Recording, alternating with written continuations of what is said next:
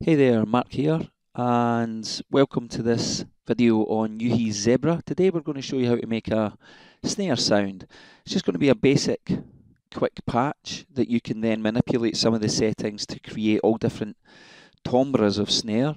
Basically, what I'm trying to do with this percussion type stuff is giving you a basic starting point where you just have to manipulate a few parameters to help the percussive sounds that you make fit in with whatever type of tune it is that you're creating, whether it be psytrance, trance, drum and bass, whatever. Okay, now just before we get started, again, don't forget to sign up to the YouTube page, subscribe there so you don't miss any of these videos. That's the address on screen now. Okay, so let's get started. I'm just going to start with initialize patch, but I'm deleting the oscillator. Now we're going to use an FMO for this. Oh, just to keep things simple, I'll use FMO1. Okay, and what we're going to do here is just get a basic thud type sound from this. So if we've got a snare here on C#1. We'll just listen to the sound we've got. Now we want to change that to either FM self plus or FM self 2 plus. Let's use 2. And we're going to mess around with the settings and the envelope settings to bring it back somewhat. So put some velocity in it. If you want your sound to be velocity enabled, that means that if the velocity is different for each snare, the velocity amount is different. Here, the snare will sound slightly different. So I'm just going to leave it off, but sometimes it's good fun to put it different. It gives you a different kind of, a more human aspect actually. So let's just kind of detune this a little bit. Sorry, not detune, tune it. Not by much. Let's get the volumes of this up. We'll go into global and I'll just put that up. Now we're also going to use noise. I'll just turn that off at the moment, and we're also going to use an XMF filter. Just turn that off at the moment. Now again, it's just a basic starting point, so that sounds okay to me, although I will take the width off.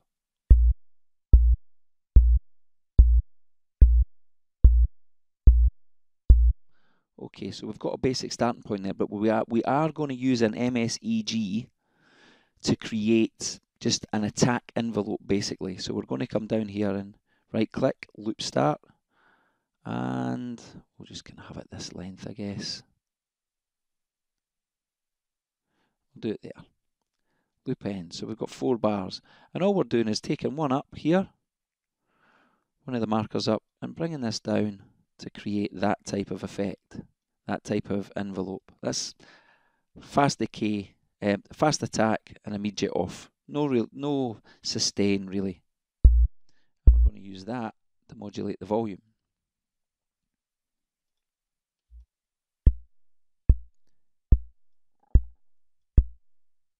To give us that clicky type deal. Sorry, I just had to sneeze then, sorry about that. Okay, so we can mess around with this to get the kind of bass note that we're looking for.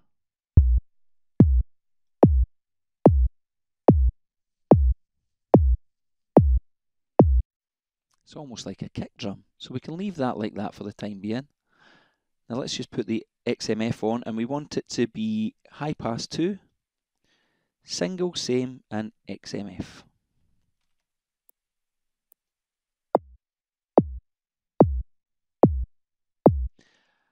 And sorry, something I did forget is we want this to be on the V slope envelope and all the way up to make it as quick as possible. So let's just turn that XMF off again. Just check the settings.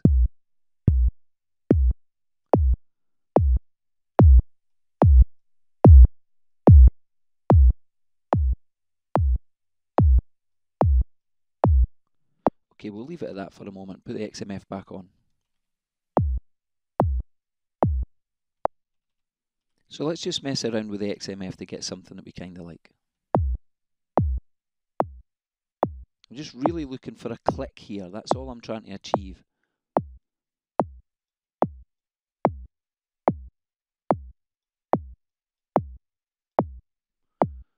Okay, now if we add the noise,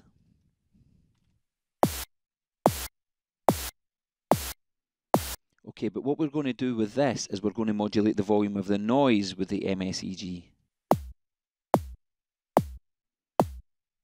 Okay, so you can hear it now. It's now becoming like a clap, like snare type sound. So it's now just really a case of messing around with these parameters. So let's...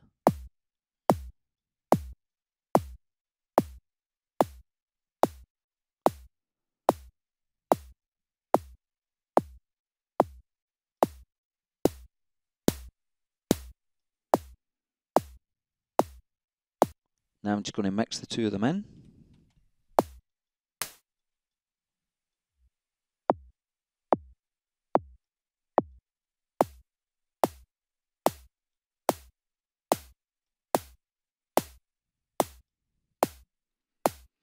Again, remember, you can mess around with these two as well. Not really that much difference, to be honest. So let's see what we can do with these two filter knobs here.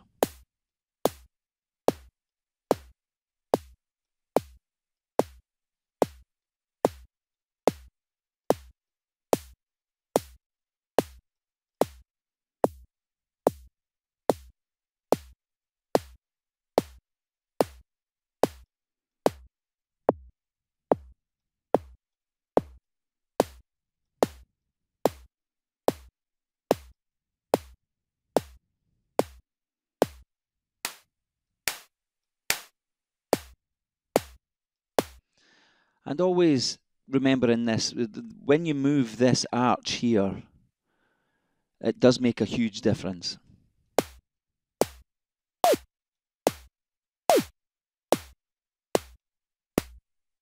That's obviously too clicky.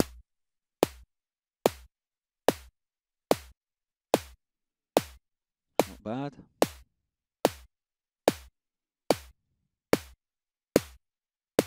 Don't really need that.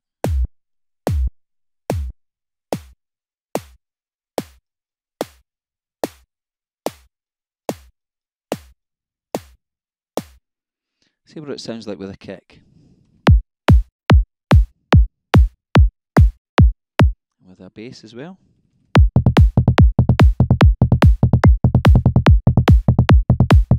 You see, that's not bad already, and of course we haven't even got to add in effects yet, of which I will definitely add 3 or 4. Now I would probably start with either a compressor or a shaper. Let's start with a shaper first, and depending on the kind of snare that you're after, that will define the type of distortion you want to add. So let's just have a mess around.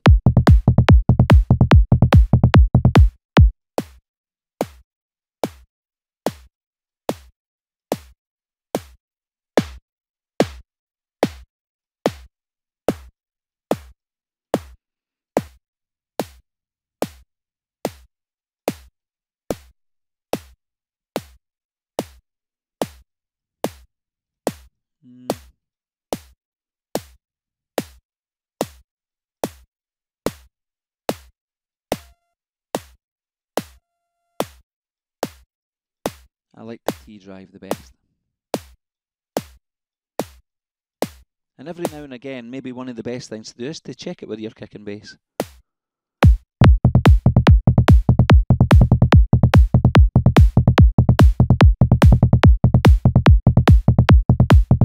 And of course, you could always do some further modulation in here. Now, if I was to change that to, say, envelope 3 and put it on a V-slope really quick, so we're now modulating lane 2.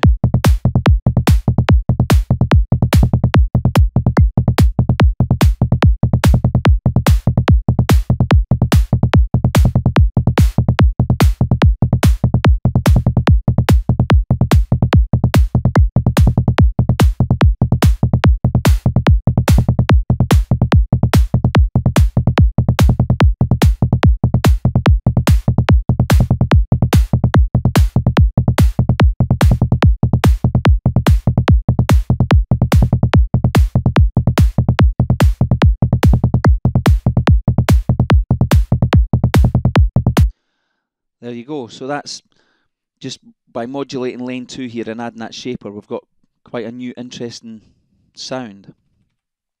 And next, let's add a compressor. See what we can do with that.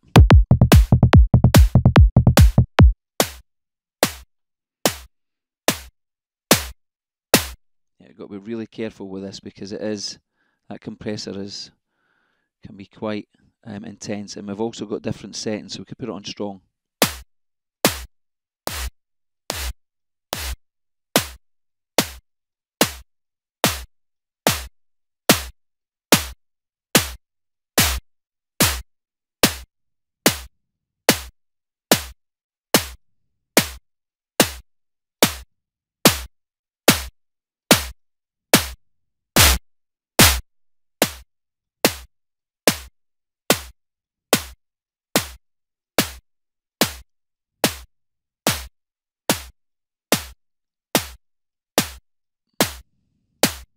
Yeah, not bad. You can maybe put the output up a little bit.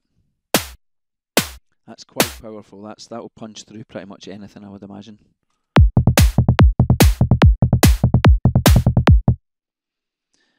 Okay, and maybe some EQ.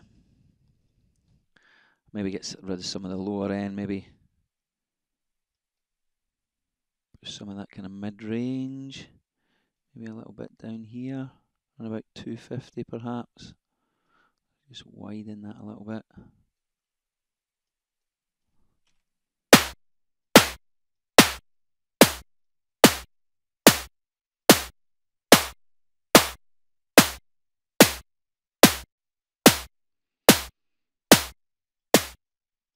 Now that's pretty punchy.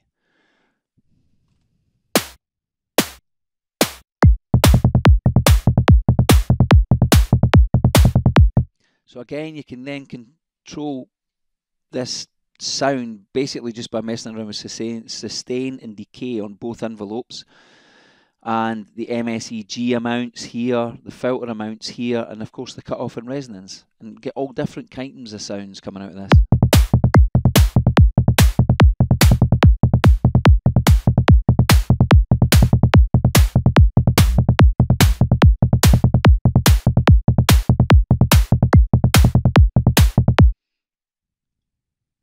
You could even, if you were brave enough, stick a little bit of reverb on it, but not a lot.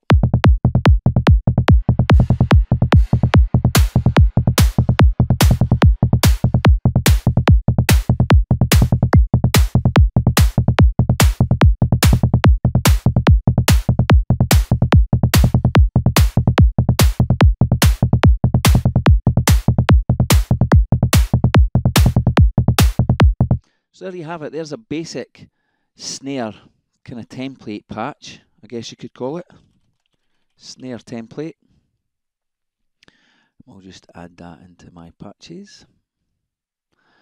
And now, also there is an aspect of tuning that you could use as well. Now, for instance, let's have a look and see what my kicks on. B, I guess, and the bass. A. So around A or B for our snare.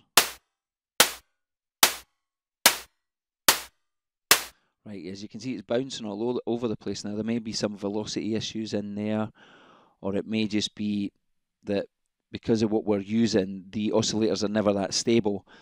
Generally, what you would probably do actually when you get a snare that you like is sample it and use it in a sampler. You don't have to do that because it does move around a bit. It does give it that human feel, but you can tune it. So we want it to be up around A or B, so just use the tuning.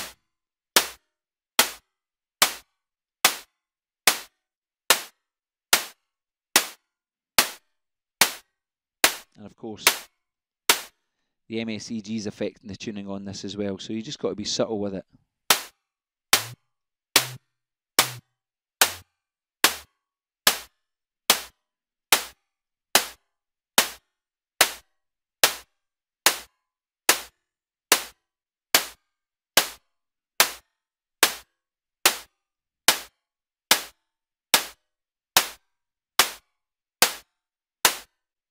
And then once you get it close, you can do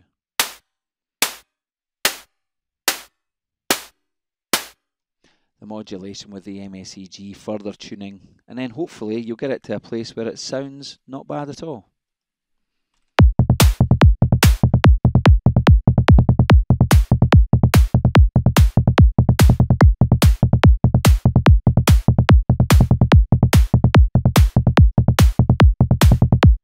But there you go, that's a basic snare patch, very easy. And now you can go in there and do whatever you like to that, manipulate it, tune it, anything you want. Sample it off and put it into a sampler where you may have more tuning possibilities, further envelope control. It's up to you, but that should do you for a basic synth patch. I hope you learned something for that. And don't forget to sign up to www.zebratutorials.com if you haven't already, and get your members newsletter / email with member videos every week. Thanks for watching. Bye-bye.